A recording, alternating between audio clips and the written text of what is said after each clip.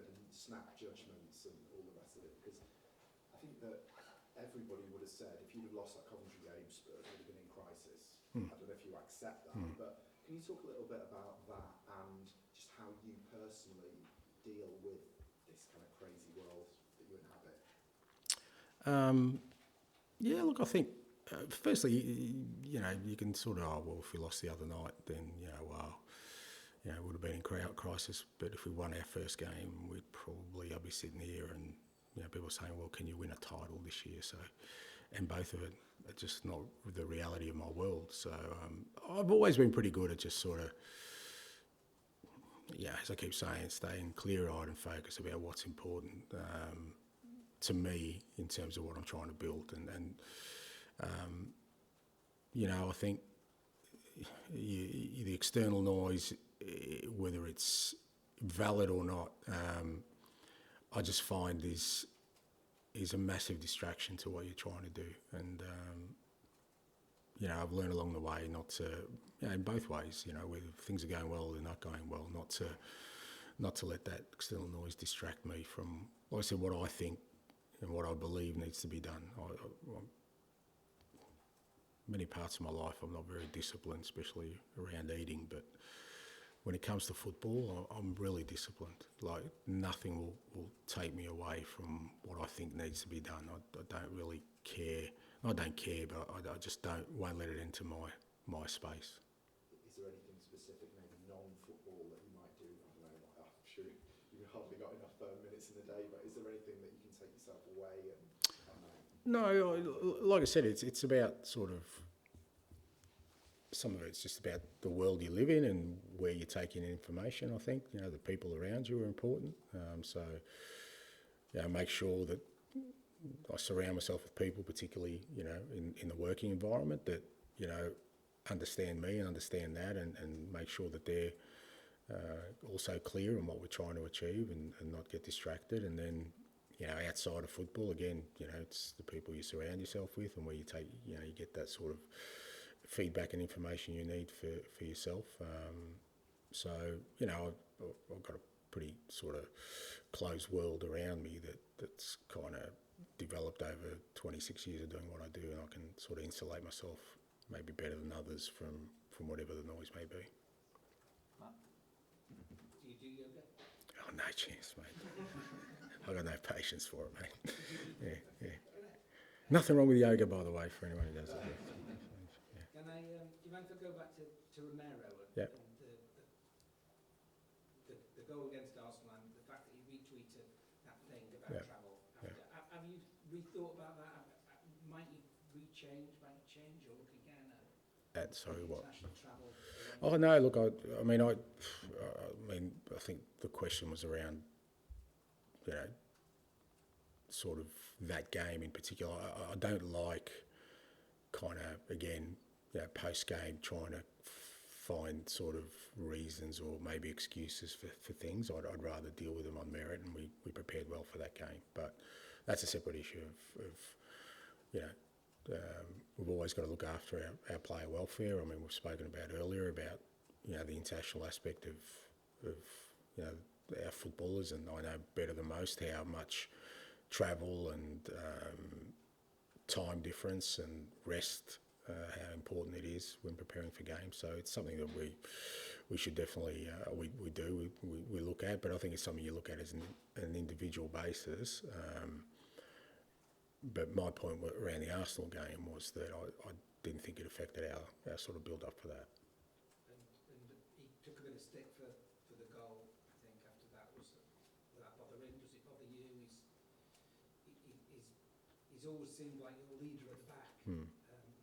He is, and he wasn't happy about it, but he also knows that these are things happen in football, and it's how you respond to it. And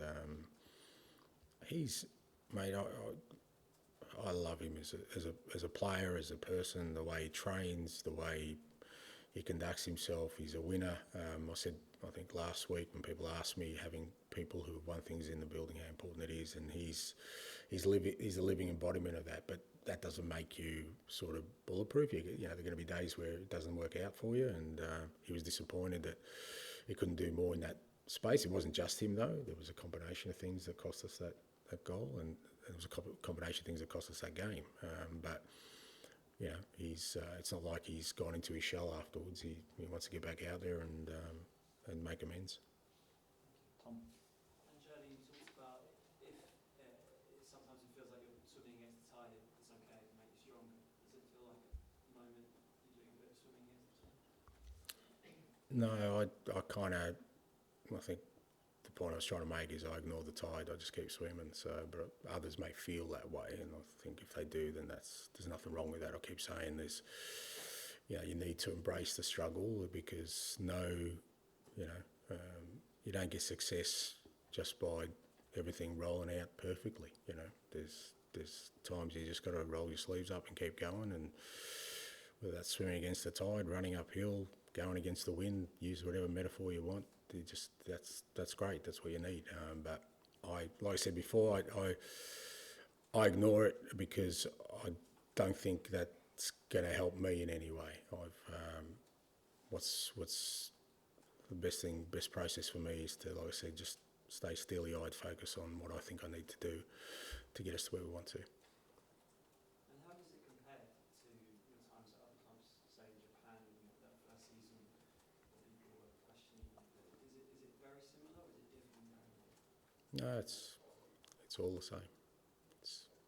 It's been a constant in my career, and but I think, I don't think I'm in a unique space. I keep saying to people, just show me a success story and I'll show you a struggle. It's not something that's unique to me. It's universal, but people forget the struggle and look at kind of the end bit. But you need to go through that. That's the time you test your resolve, test your belief, test everything that you want to do. So this is no different to anything else I've ever done. It's exactly the same process. And just on Brennan, you obviously spoke about him last week, and the views he had. You obviously scored the goal. Have you, after that press conference or the lead up to the game, have you had a chat with him? Because I know social media, there's a question over how big a deal it is, but particularly to a young guy like that, it does look like it has affected him a little bit. Yeah, I'm sure it does. Like I think I said on the last week, it's a shame that something that young people, for their own reasons, seem to enjoy, they have to close off from because of abuse. And I don't think that's right. I haven't spoken to Brennan about it. The lads kind of know what I'm about and kind of my beliefs, and I keep telling them the same thing. It's the most important people in your life. They're the ones you've got to worry about their opinion, not anyone else's, in terms of validation. And just keep enjoying it. I mean, he won a game of football for us the other night, with really good finish in a critical moment. I reckon you put any one of his critics in that situation, and they'd be looking for a change of pants pretty quickly, I reckon.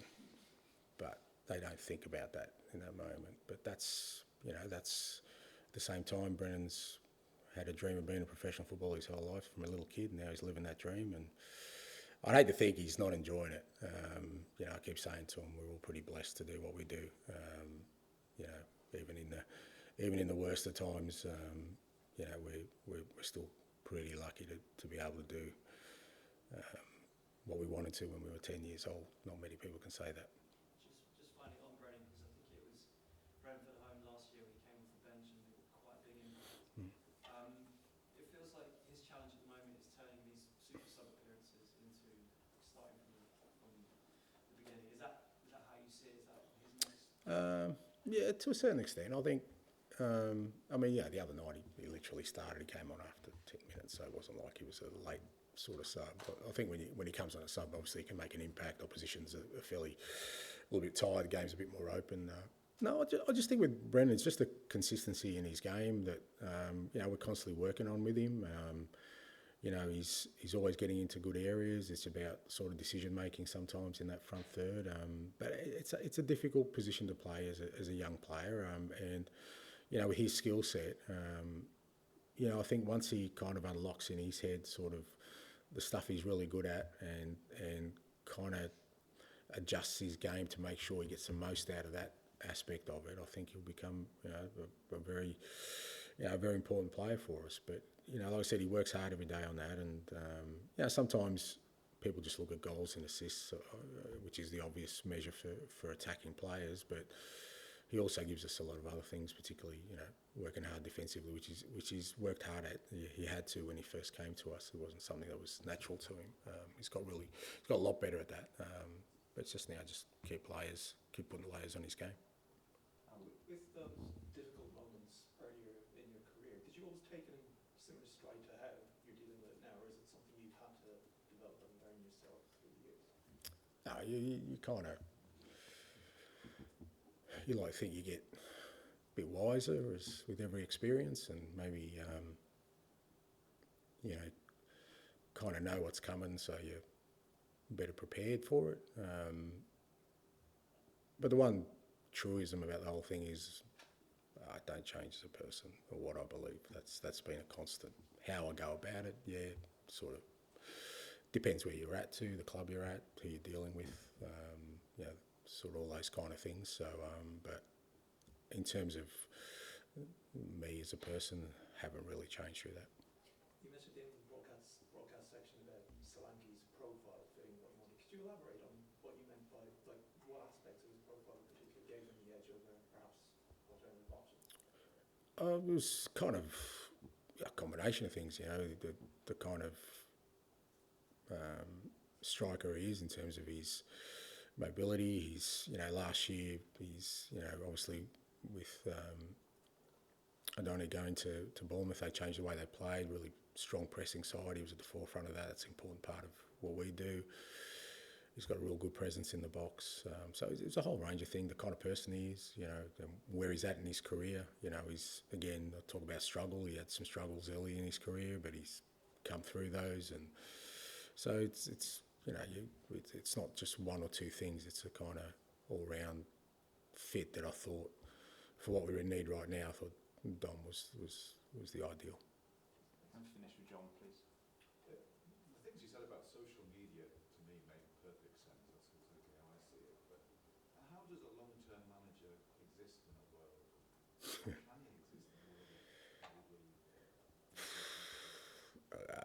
I got no idea, and thankfully, long-term for me is not that long. So I don't know. Like I said, it's you have to live in that world. You have to understand it. I mean, people saying, well, tell players to not use their, to get off social platforms, and that, you can't do that. That's a different world. And like I said, they seem to enjoy engagement in that sense. So who am I to judge? But I don't like I said, there was years, when it first got in, I really enjoyed it. I enjoyed the immediacy of the information. The information came from different sources, and you kind of knew, okay, there was always rat bags on there that gave, some abuse and stuff and things that you just kind of could ignore. But I just think the volume of that now is totally superseded anything positive that you get, from my perspective anyway, because I'm a curious kind of guy. I'm an information junkie. I like to look at different resources, ways to kind of nourish my brain as much as my limited brain space as much as I can. And I don't get anything out, probably, like I said, 2-3 years ago, I started looking at it and going, I don't get anything out of it anymore. That gives me any sort of sense of positivity about what I want to do, so just stay off it. Is it fair to say that in an outlook like that, you need employers who think the same way? The average, managers don't last as long as they. Listen, not talking about you. It's in general. Yes, you are. I think that's an aspect to it. I think that the tenure of managers and the patience people have with anything, I guess, has exponentially shortened or lessened with the expansion of so much so many platforms of, people one way or another trying to, rush to judgment and make calls on things, I think. And it's difficult, like I said. I mean, if I was a young manager today, I suspect I'd deal with it differently. I think if I was sort of starting out today and I'm thinking, what's the next sort of 20, 30 years going to look like as a manager in any football club or working in this environment, I'd be thinking, you probably go, you know what, I'm going to be thinking short term, with everything I do, just little hits along the way so I can get a career for myself, because very few spaces where you can go, okay, they still exist, and usually they're the success stories, but they're the exceptions rather than the rule. So it's the most difficult job you've had then, for reasons like this? I think the most difficult job I had was the first one, because I reckon if I failed my first one, I wouldn't have got anything else. I was coaching my hometown club, club I grew up with. The only reason probably I got an opportunity was because they knew me at that club, and I don't think I would have got an opportunity anywhere else if I wasn't successful. And I think after 5 games we were sitting no wins, bottom of the table, so that was pretty difficult.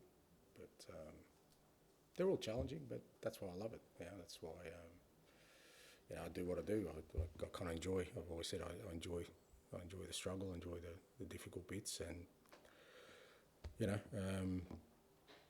who knows how it all ends? I don't know. No one knows. You just, like I said, for me, it's just about doing what I believe is the right thing to do in my eyes to get success and hopefully change the fortunes of this fantastic football club. Thank you. Thanks, guys.